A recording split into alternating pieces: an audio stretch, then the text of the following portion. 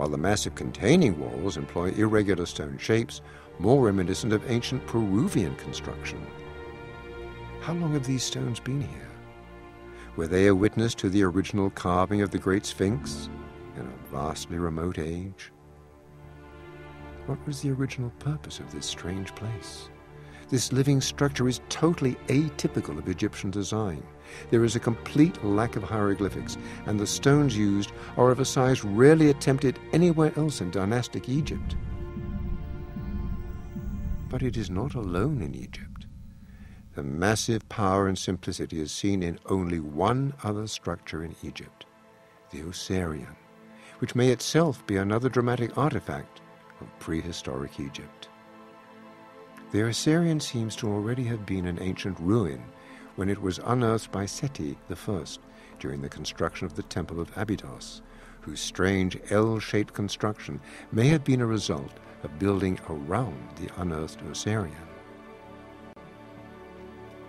This titanic enigma from remote antiquity incorporates tunnels that extend deep under the current water table, causing it to periodically flood. Since it is very difficult, if not impossible, to carve stone tunnels underwater, it is hard to imagine how the temple was built in the dynastic era.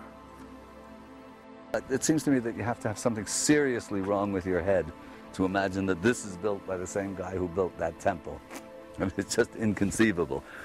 And my own reckoning is that in all likelihood, when Seti was building his temple, he sort of stumbled on this, which was already covered with sand, and then skewed his own temple around, because it's very unusual temple architecture, that one with the two hypostyle halls here, and then suddenly the whole thing goes off, goes off to the left like this. This is not a way that they would normally build a temple. And I think it's because he came across the Osirian and then realized all covered up with sand, and then Seti put in the sandstone casing blocks, and probably the blocks that are behind the sandstone. You see over here, they sort of put in these packing blocks behind here.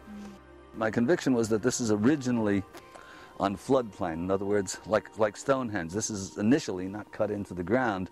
It's at ground level. And one of my questions when Schock first got signed on board was, is that rock back there? It looks like kind of very rough, crummy rock, or is it impacted Nile silt?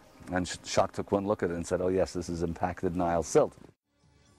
The floor of this temple is a good 50 feet below the floor of the temple of Seti I. Geologically, there might be another explanation for this. I think it's possible that this temple is extremely old. It was built on the ground level, then over thousands of years from Nile flooding, sands and silts were brought in which filled up the temple and eventually covered it completely. And so it's known, there are geological studies that